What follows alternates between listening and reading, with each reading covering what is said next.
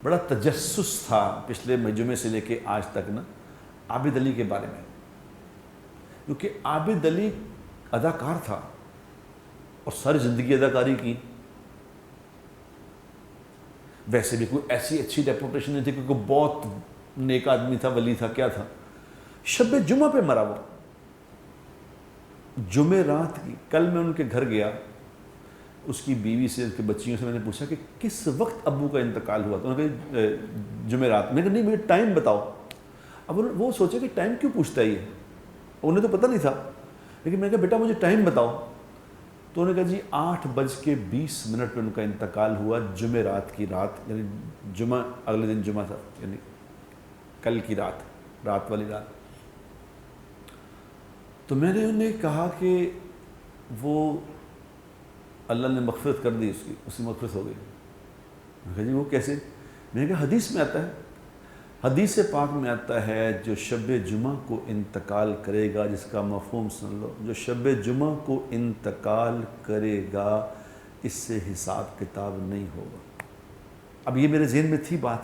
اب عابد کا جب میں نے سنا کہ وہ جمعہ رات کو شب جمعہ پہ اس کا انتقال ہوا، جمعے پہ جنازہ ہوا، تو لوگ اکثر مجھے کہتے تھے کہ وہ تو شیعہ تھے، عابد علی صاحب شیعہ تھے. بڑے لوگوں نے مجھے اس پہ فیس بک پہ میسج کیے کہ جی آپ نے کہا وہ تو شیعہ تھے. تو میں نے اس کی وائف سے پوچھا، میں نے کہا وہ شیعہ تھے؟ میں نے کہا نہیں وہ تو وہابی سن. میں کہا اچھا وہابی تھے؟ انہوں نے کہا ہاں وہ اہل حدیث تھے، ان کے خاندان والے اہل حدیث تھے. تو ایسے ہی کہنے کا وہ تھا تو کمزور. میں نے اسے کہا، میں نے کہا اس میں کیا ایسی کیا عمل کرتا تھا وہ، ایسا کیا بات تھی اس میں؟ اب میں نے اس کی بیوی، میں اب بیوی سے بہتر کون جانتا ہے جس کا 35 سال جو اس کی بیوی رہی ہو.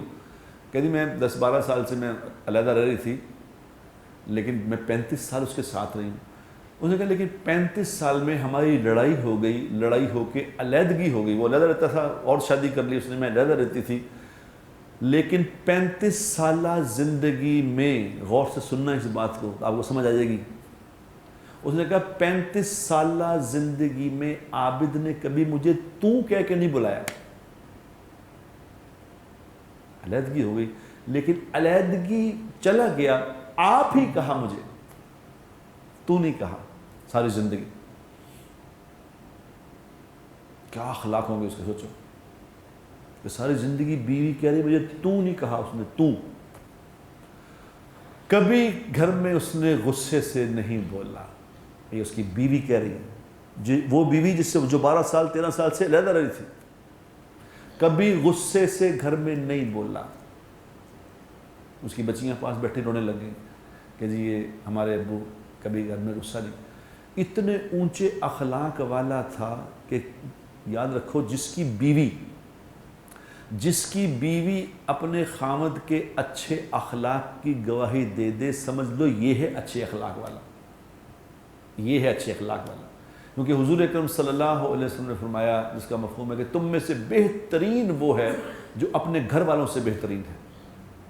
تم میں سے بہترین کون ہے؟ جو اپنے گھر والوں، اور گھر والوں سے مراد بیوی ہے، ماں بہن بھائی نہیں، بیوی سے جو بہترین ہے. اور آپ نے فرمایا کہ میں تم سب سے بہترین ہوں کیونکہ میں اپنے گھر والوں سے بہترین ہوں. اور یہ اس کی بیوی نے گواہی دی. تو میں نے اس سے کہا کہ بس آج مجھے، 1 ہفتے سے میں پریشان تھا اس بات پہ، آج مجھے سمجھ آ گئی کہ اس کی شب جمعہ کی موت کی وجہ کیا تھی.